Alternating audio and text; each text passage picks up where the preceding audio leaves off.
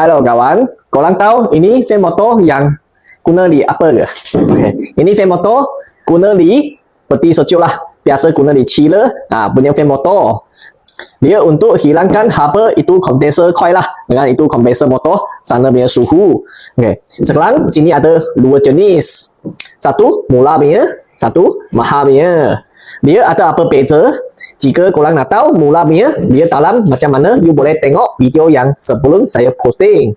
Okay. Sekarang saya bagi korang tengok ini mahal punya, dia dalam design macam mana. Okay. Ini mahal punya, dia buka dia macam ni. Okay, you tengok dia punya design. Dia macam ni. Dia sini lagi ada satu spin. Dia punya coin, you tengok dia lagi debah dan full copper. Sini semua full copper dan lagi debah. Dia punya style pun tak sama. Ini dia combine punya. Kalau mula punya dia asing punya.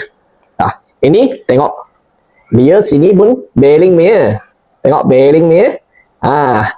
Kualiti lagi bagus lah. Jika you nak lagi tahan, boleh pilih jenis yang inilah. Jadi jika anda sudah faham, boleh like, komen dan share.